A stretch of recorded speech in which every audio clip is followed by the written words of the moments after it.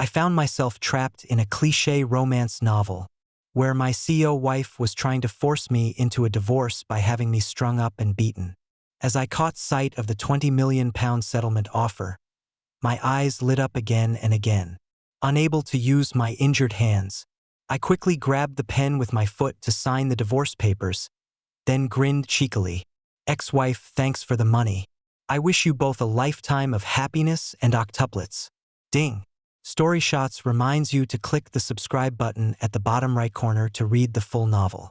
Celinda Roberts cracked the iodine-soaked riding crop hard across my back, her voice cold as she asked, David Evans, I'm asking you one last time, are you going to divorce me or not? The searing pain reminded me this wasn't a dream. I, a mere delivery driver, had somehow become the villainous male supporting character. The original David Evans and Celinda Roberts had a business marriage, loveless for 5 years, sustained only by David's one-sided devotion. From the beginning, Celinda's heart belonged solely to her true love, Neil Jackson. Yesterday, David, consumed by jealousy, had slapped Neil hard across the face. To avenge Neil, Celinda had me strung up and beaten. I remembered the plot from the book. David stubbornly refused divorce, ultimately meeting a gruesome end, torn apart by horses. To save my skin, I hastily replied, Yes, yes, I'll divorce you. Only then did Celinda have me released, tossing the divorce papers at me. Looking at the settlement figure on the agreement, I trembled with excitement. £20 million, not to mention the properties, stocks, and investment funds. How was this any different from being reborn as a trust fund baby? Seeing my face light up with joy, Celinda frowned. David, you seem rather pleased? I quickly composed myself, recalling all the heartbreaks from my past life. I managed to squeeze out 2 tears, my voice quavering as I said, Can't you see I'm putting on a brave face? Please, can't we not divorce? Celinda irritably cut me off. Stop deluding yourself and sign the papers. My hands were so battered I could barely hold a pen, so I had to grip it with my toes to hastily scrawl my signature. Celinda stared at me in shock. Fearing she'd see through my act, I wailed even more dramatically. You've driven me to this. Unfortunately, there's a 30-day cooling-off period before I can get my hands on that $20 million. I never dreamed I could make this kind of money, but to Celinda, a multi-billionaire CEO, this was mere pocket change. Just as Celinda was about to speak, her mobile rang. She answered, All right, I'll be right there. I knew it was Neil calling for her. After hanging up, Celinda turned to leave but found something clinging to her leg. She looked down. I was hugging her thigh tightly, gazing up at her pitifully. Today's our 5th wedding anniversary. Do you really have to go to him? Celinda's face twisted with disgust as she kicked me away. Watching her retreating figure, I breathed a sigh of relief. Thank goodness she's gone. I was just about to count my money again when Celinda returned. She grabbed me by the collar. Come with me to the hospital. Bewildered, I found myself dragged to the hospital. There was a fire at Neil's house. He's been burned. Your skin tone is the closest match to his. We need to take some of your skin for a graft. I stared at her in disbelief, refusing, No way! But Celinda ignored my protests, forcibly having me taken into the operating theater. When I came to, I found myself lying in a hospital bed, my arm throbbing with pain. I felt like cursing. This heartless woman, risking my life for her true love. Celinda stood by the bedside. How are you feeling? I turned away, ignoring her. The original David had loyally doted on her for 5 years. If not meritorious, at least he'd suffered for her. But in her heart, he meant less than nothing. Realizing this, I felt a chill. I couldn't even be bothered to keep up the act anymore. A ping from my phone suddenly caught my attention. £500,000 credited to your account. I bolted upright in bed. Celinda Roberts looked at me and said, This is your compensation. I had to admit she might have been a bit of a cheat, but she certainly didn't skimp when it came to paying up. For the sake of the money, I couldn't be bothered to dwell on how she'd cut me to the quick. Don't judge me for loving money. The original owner's family had fallen on hard times, from riches to rags, with pockets emptier than their faces. After transferring the money, Celinda went to the next room to be with Neil Jackson. Looking at the £500,000 in my account, I suddenly felt reinvigorated. I planned to use this compensation to check out of the hospital and have some fun. Passing by the next room, I saw Celinda feeding Neil some porridge, with a gentle and attentive manner that David Evans had never seen before. Ha! She treated Neil like a treasure, but David like dirt. Oh well, we were about to get divorced anyway. Half an hour later, I arrived at the most luxurious club in the city. Get me 8 beautiful ladies, and remember, they must be wearing black stockings. No other kind. Soon enough, 8 ladies arrived. My gloomy mood instantly brightened. The ladies were all stunningly beautiful, far better than Celinda's icy face. I had them give me back rubs, massages, and strip teases. Darling, let me feed you some champagne. Darling, come and catch me. I was drowning in pleasure, having the time of my life. Thinking back to the days when I used to deliver takeaways, tears wetting my kebab, I swore I'd earn £100,000 and live a life of luxury. Now, I suppose I've achieved that dream. But just as the ladies were halfway through undressing, I spotted Celinda. Wasn't she supposed to be at the hospital with her true love? What was she doing here? If she saw me, she might break all 3 of my legs. With nowhere to hide, I could only watch helplessly as she approached. Our eyes met. Celinda's face darkened to the point it could drip ink. I was so scared I nearly wet myself and gave an awkward smile. What a coincidence. Celinda was furious. David Evans, do you have a death wish? This woman was such a hypocrite. It was fine for her to cheat on me, but when I just wanted to have some fun with a few ladies, she got upset. It's not like she loved me anyway. Talk about having your cake and eating it too. Fortunately, I was no stranger to difficult situations and quickly regained my composure. Why am I here with these women? You of all people should know why. I put on my Oscar-worthy performance, asking with a pained expression, "It's to make you jealous. Celinda Roberts, have you ever loved me? Even a little bit?" Faced with my hopeful gaze, Celinda coldly replied, "No." Fighting back the pain in my heart, I pushed away the lady in my arms. "No need to continue the act. You can all leave now." The 8 ladies looked confused but left anyway. Celinda believed my words, thinking I was deliberately trying to make her jealous. "David Evans, don't waste your time. I will never love you in this lifetime." "Fine, fine, fine. I don't want your rotten cabbage anyway." At that moment, her secretary came over and reminded her, "Ms. Roberts, Mr. Quinn is waiting for you in the private room." So, she was here to meet a client. Such a workaholic. Celinda gave me a glance. "Go home. Don't embarrass yourself out here." "Sure thing. For the sake of money, what's a little humiliation?" As I walked out of the club, I saw a well-dressed woman who looked somewhat familiar. After a moment, I remembered. Rowena Edwards. She was the vicious female antagonist in this novel, secretly in love with Neil Jackson for years, scheming to win him over. Later, she even collaborated with David Evans to break up the main couple, with predictable consequences. I didn't want to court death, so I pretended not to see her. "David," she called out to me. I blinked. "What's up?" Rowena Edwards asked. "I heard you and Celinda Roberts are getting divorced. Didn't you love her?" "I'm not crazy. Celinda Roberts has been cheating left and right, and I'm not the cuckold the original character was. Of course I love her, but I love money more. Divorcing would earn me £20 million. Where else could I find such a good deal? Only a fool would insist on hanging on to Celinda Roberts." I clutched my chest, looking pained, and sighed. "But she doesn't love me. I have no choice but to let her go." Rowena Edwards gave me a meaningful look. After all, it was well known that Celinda Roberts had mistreated me countless times, yet I treated her like my first love. Afraid of giving myself away, I quickly made an excuse and left. Back at the mansion, I scurried into the kitchen to make Celinda Roberts 8 dishes and a soup. They were all culinary disasters. One bite felt like it could take years off your life. When Celinda Roberts returned, I wiped non-existent sweat from my brow and said softly, "Come eat. I made your favorite beef stew." We weren't officially divorced yet, so I had to keep up the devoted boyfriend act. Celinda Roberts ignored me completely and went straight upstairs. Seeing this, the butler consoled me. "Sir, don't be upset. Ms. Roberts probably ate out." I wasn't upset at all. Clear all this food from the table.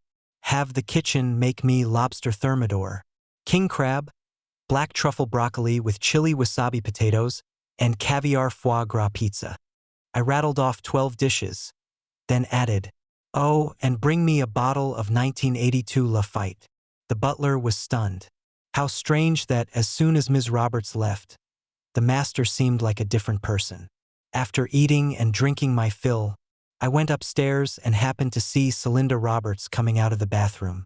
She must have just finished showering, wrapped in a towel, her skin smooth and her figure curvaceous. No wonder the original character was so devoted to her. She truly was a beauty.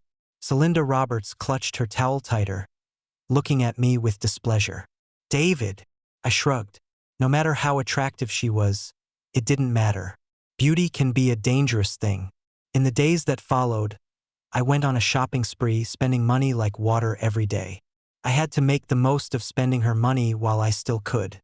As soon as the divorce cooling-off period ended, I immediately dragged Celinda Roberts to finalize the paperwork. After successfully obtaining the divorce certificate and triple-checking that the £20 million had been transferred, I turned to Celinda Roberts with a grin. "Ex-wife, thanks for the money. I wish you two 100 years of happiness and 8 kids." Celinda Roberts was stunned. Seeing me humming happily, she gritted her teeth and said, "David, stop pretending. Even if you beg me on your knees to remarry you, I won't give you the time of day. No way. I wouldn't give back the £20 million even if it killed me." I couldn't be bothered to say more and turned to leave. Now that I had money, I was off to watch pretty girls do striptease. However, before I could reach the club, I was hit on the head from behind and passed out. In an abandoned factory, I opened my eyes to see a man tied up beside me, looking quite handsome. I recognized him immediately as Neil Jackson. The male lead and I had been kidnapped together. I didn't need to guess to know the kidnappers were Celinda Roberts' enemies. But I didn't remember a kidnapping scene in the novel. This system was too unpredictable. Was it trying to get me killed? I looked at the tattooed man and said, "Brother, you've got the wrong person. I'm innocent. What use was kidnapping me to threaten Celinda Roberts? I wasn't the one she loved. Besides, I just divorced her. She definitely wouldn't care if I lived or died." The tattooed man slapped me. "Shut up." Annoyed by my talking, he took off his sock and stuffed it in my mouth. I felt sick to my stomach. Suddenly, there was a commotion at the door. I saw Celinda Roberts walk in alone. "How much money do you want?" The kidnapper showed a number, then said, "You can only choose to save one of these two." Celinda Roberts would definitely choose to save Neil Jackson. I was done for. Was I going to die before I even had a chance to enjoy my £20 million? What a waste. Celinda Roberts glanced at me, hesitation flashing in her eyes. "I choose Neil. Release him now." I wasn't surprised at all, and my last hope died. The kidnappers were quick to act, releasing Neil Jackson after receiving the money. Celinda Roberts helped Neil Jackson up, then turned to look at me. "I'll come back for you." I really didn't understand her. If she wanted to save me, why didn't she bring more money to ransom us both? So stingy at such a crucial moment. After they left, the tattooed man looked me up and down. "This guy looks to be in good shape with smooth skin. His organs should fetch a good price." I was dumbfounded. Good grief, from what they were saying, they planned to take me apart piece by piece and sell my organs. That was worse than death. As I trembled in fear, I heard someone shout from the front, "Fire! Run!" The next second, an explosion rang out. I was blasted into the air.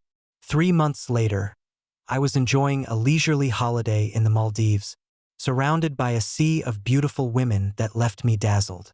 Suddenly, a skinny woman caught my attention, mainly because she stood out among the crowd of voluptuous beauties, looking particularly plain.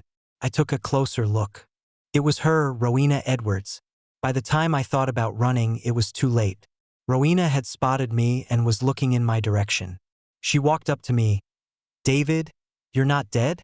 Not wanting to get entangled with people from my past, I responded nonchalantly. "I guess I'm just lucky." I was indeed injured in that explosion, but fortunately it wasn't serious.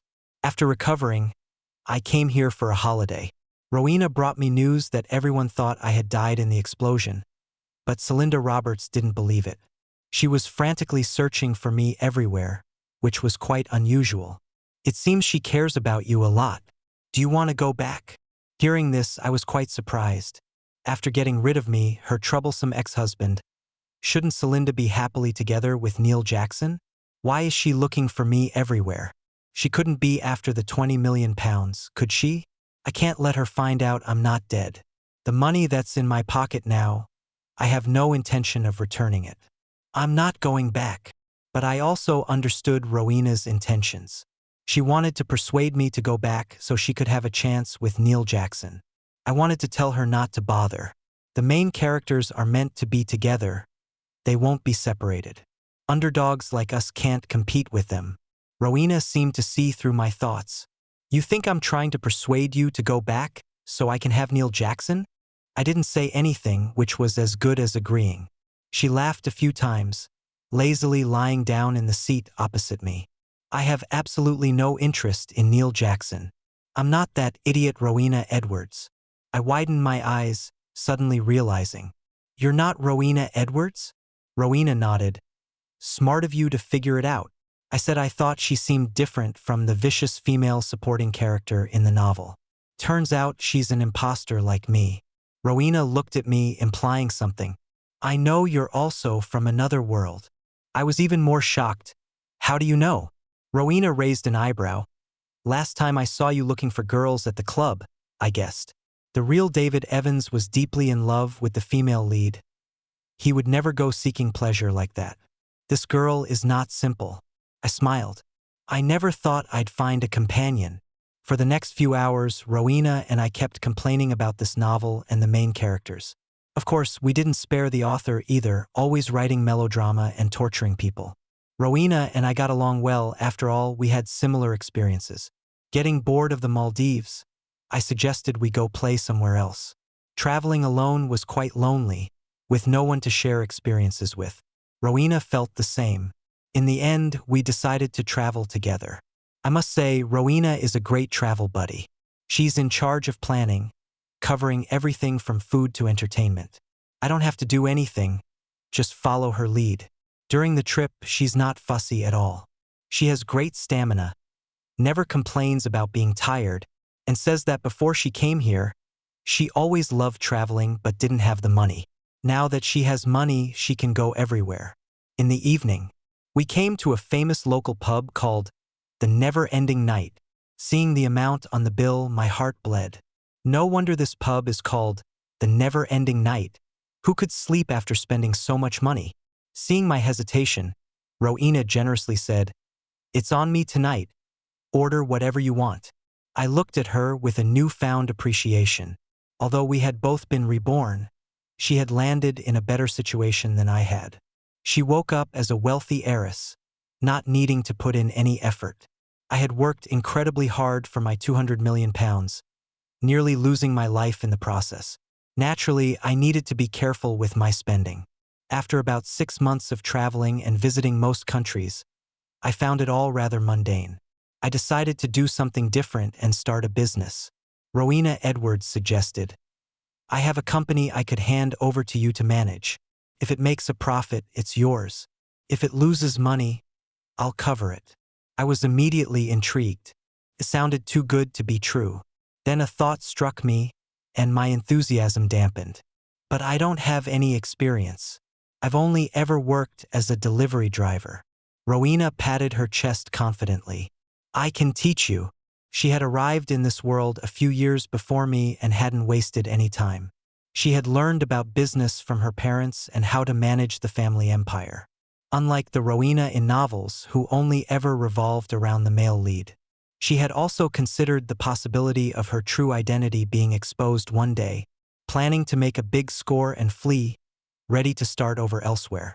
I found myself increasingly impressed by Rowena's intelligence compared to Celinda Roberts. She was level-headed with a long-term vision. Celinda was just a lovesick fool with no common sense. Anyway, I wasn't planning on keeping that company running. Let's see if you have what it takes. All right, I agreed. Although I had some savings, I couldn't just sit around spending it. I needed to find a way to make more money. I had always wanted to start a business, but I was too poor before. Now I finally had the chance to make it happen. With Rowena's help, I slowly learned the ways of commerce and how to do business. Thanks to my efforts, the company quickly came back to life. At least the invested projects were gradually stopping their losses. Rowena quietly encouraged me. I think you have a talent for business. Go ahead boldly. I've got your back. I was very grateful to her. Thank you, Rowena. Rowena smiled. No need for formalities, we're allies. As the company grew more successful, I started attending various business events. It was inevitable that I would run into familiar faces. At a glittering evening reception, Celinda Roberts stared at me for a long time, then exclaimed excitedly, "David, you're back. I knew you weren't dead." I gave her a cold smile. "I'm sorry to disappoint you, Ms. Roberts, but I'm not dead." Celinda panicked. "I'm sorry, I cut her off. "It's fine. It's all in the past. As long as she doesn't ask for the money back." My nonchalant attitude seemed to unsettle Celinda even more. "David, I know you're upset that I didn't choose to save you back then. It's not what you think. I never wanted you to die." She continued to explain with teary eyes. "When I went back to save you that day, the factory had already exploded. I've been looking for you for the past 6 months. I never abandoned you." I was puzzled. She had no feelings for me, so why was she pretending to be so devoted now? She indeed didn't want me dead. But between me and Neil Jackson, she would always lean towards Neil. I couldn't be bothered to listen to her nonsense. "All right, I'm not dead. Let's leave it at that." Seeing that I was about to leave, Celinda blocked my way. "Wait." I looked at her impatiently. "Anything else?" Celinda asked. "Where are you living now? Do you want to come back with me?" I thought I had misheard. "Come back." Celinda nodded, looking at me intently. "Your things are still at home, untouched. Will you come back with me?" I waved my hand dismissively. "We're already divorced. There's no relationship between us anymore. I won't go back. You should just throw all those things away." Celinda Roberts' gaze was intense, her tone pleading. "David, is there really no chance for us?"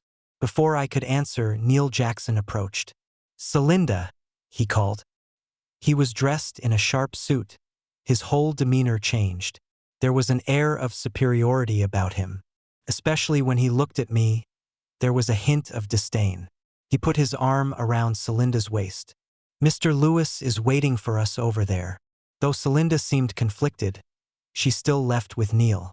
Rowena Edwards noticed me staring thoughtfully at Celinda's retreating figure and nudged my arm. "You're not having second thoughts, are you?"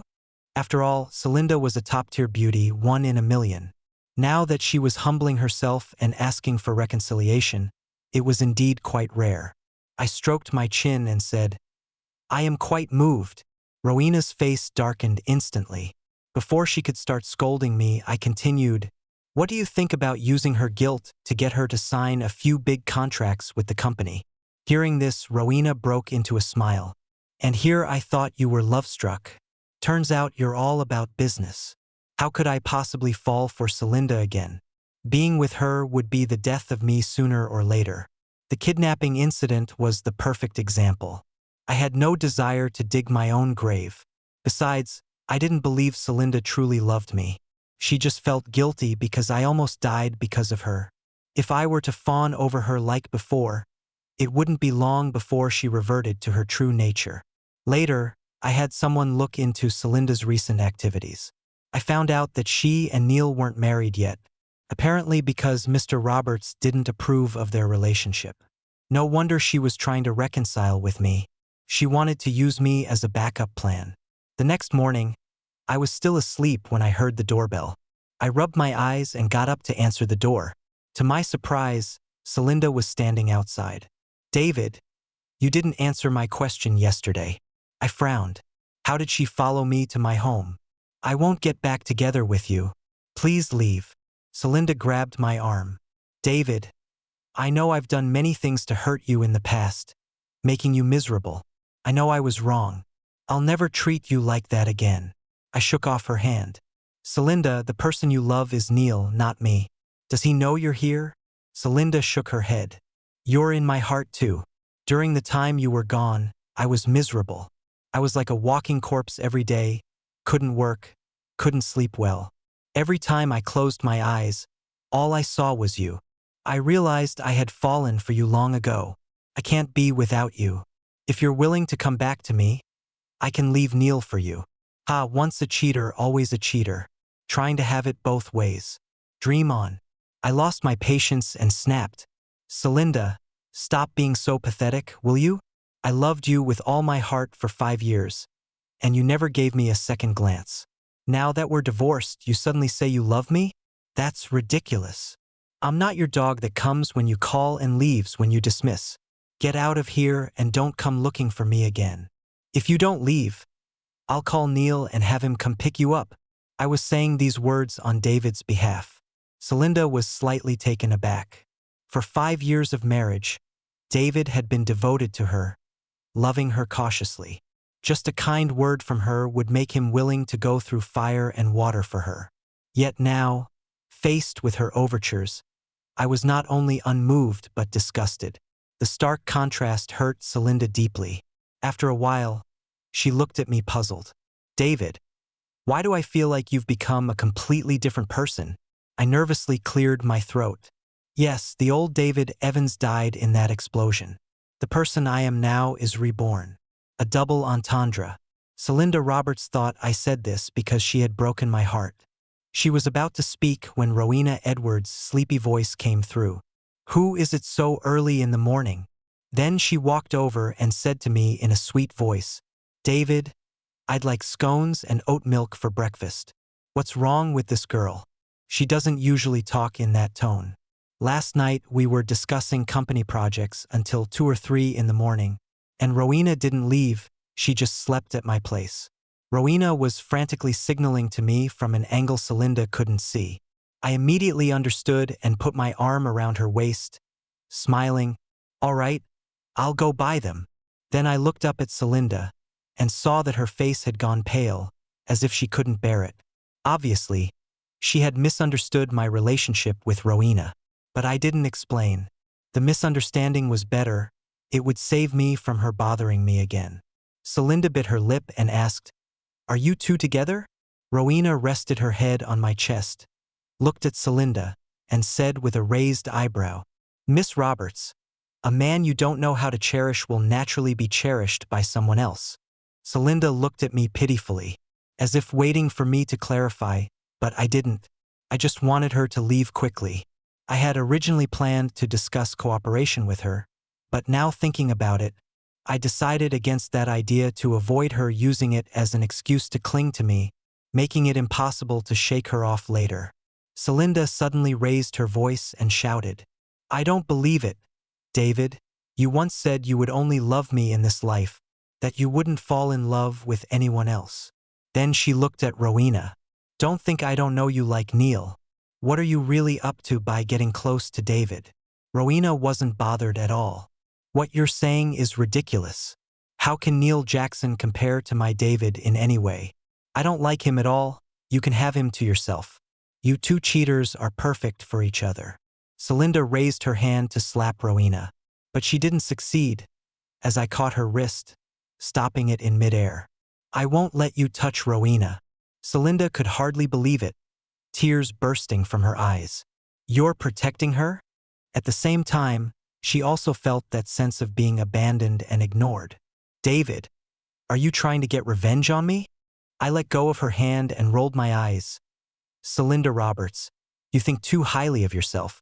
I don't love you, I don't care about you, and I certainly wouldn't think of getting revenge on you. Celinda took 2 steps back, the color draining from her face. You don't love me anymore? She looked at me as if her whole world was shattering. Why? Why don't you love me anymore? Celinda, feelings can be exhausted. Think about how you've treated me all these years. How can you have the nerve to demand that I keep loving you? As soon as I finished speaking, I slammed the door shut. Through the security camera, I saw Celinda walk away, looking lost. I let go of Rowena and gave her a thumbs up. Good thing you were quick-witted and put on this act. It looks like she won't come looking for me anymore. Rowena stared at me intently. What if I said I wasn't acting? I was stunned. What did she mean? She really had feelings for me? After a while, I awkwardly scratched my head. Actually, I quite liked Rowena too, but I didn't know how she felt, so I hadn't made a move. After all, she had quite a few talented young men around her. Rowena thought I wasn't interested in her and lowered her head, saying, "Never mind." She turned to leave. I hurriedly chased after her. That evening, I received a call from Celinda. "David, I'm in the hospital. Can you come and see me?" It turned out she had been in a car accident during the day, injuring her leg, and was now lying in the hospital. "You should call Neil Jackson. It's not appropriate for me to visit you, ex-wife." Celinda Roberts was silent for a moment. "Even if we're divorced, we can still be friends, David. I can't eat anything right now. I just want the beef stew with potatoes you used to make." Why bother, David thought. He had previously gone to great lengths to cook for her, but she never touched a bite. Now that she had completely lost him, she wanted to get something back. "I don't cook, and I'm not your caretaker." I wasn't lying. The person who could cook was David, not me. Although beef stew with potatoes wasn't a difficult dish, I didn't want to learn it for her. Muffled sobs came from the other end of the phone. Crying again, making me seem like the heartless one, when she was the one who left me for Neil Jackson. This woman really wanted to have it both ways. "Celinda, be fair, will you? You were the one who forced me to divorce, and I agreed without hesitation. I nearly died afterwards and never blamed you, but what's the meaning of you pestering me now? As you can see, I have a new life and a girlfriend. Do you think I should be your lapdog for the rest of my life to make you happy? I'm begging you, leave me alone, all right? I just want to live a life without you." I hung up the phone after saying that. Celinda didn't call back, probably because she had taken my words to heart. If I had known scolding her would work, I would have done it more. Celinda stopped bothering me, but her parents came to find me instead. They said Celinda was in the hospital, not eating or drinking, in a daze, and asked me to visit her. The Roberts were extremely snobbish. After the Evans family went bankrupt, they looked down on David in various ways and constantly found fault with him. I wasn't a pushover like David, so I cursed them outright. "David, you're going too far," I snorted. "If it weren't for the fact that you've got one foot in the grave, I could go even further." In the end, they left, fuming. My relationship with Rowena Edwards also made substantial progress, and we officially became a couple. I only then realized that Rowena had liked me for a long time. She had hidden it so well, I thought she only saw me as a friend. Rowena's personality was very interesting. Her values were sound, and I felt very comfortable with her. She would accept my flaws and was also very generous to me. She was my ideal type. After confirming our feelings for each other, I proposed to her. Rowena was very shocked and asked me repeatedly to confirm. "Are you sure about this?" I nodded solemnly. "Because meeting you has made my life so much richer and more colorful. Rowena, I will love you well and strive to be a good husband. Will you marry me?" I was certain that she was the person I wanted to spend the rest of my life with. Rowena covered her mouth, crying tears of joy. I do 100 times over." I smiled and helped her put on the ring. Rowena hugged me tightly. "David, I love you. I love you too."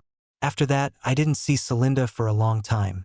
Even though we lived in the same city, it was remarkable how we never ran into each other, always missing each other. This also showed that the fate between us had been completely severed. Until one day when Rowena and I were out shopping and encountered Celinda and Neil Jackson.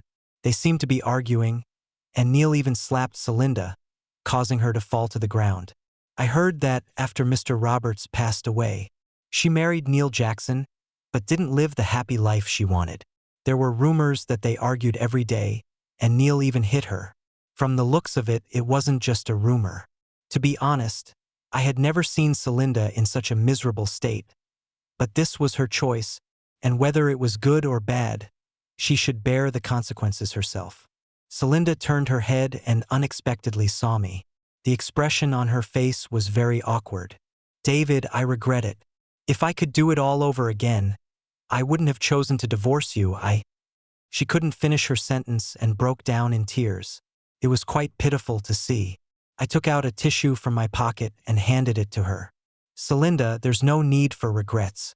No matter how many times you start over, your choice wouldn't change." Her being bound to Neil Jackson was her destiny. Celinda didn't believe it, stubbornly thinking that if she could do it all over again, she wouldn't divorce me. I could understand this, as she didn't know I had a God's eye view. I didn't say anything more, just held Rowena's hand and walked in another direction. Not long after, I saw news online about the Roberts family going bankrupt. Celinda and Neil Jackson also got divorced. What shocked netizens even more was that after Celinda was left with nothing, she chose to enter a nunnery and become a nun. But she always wore a red string on her wrist. It was said to be a gift from David many years ago. 2 years later, my career was thriving. I may not have been the richest man in town, but I had achieved financial success, which was very satisfying for someone like me who started from nothing. Rowena was also pregnant with twins, a boy and a girl. I was overjoyed and pampered Rowena like a treasure. From then on, our family of 4 lived a happy life.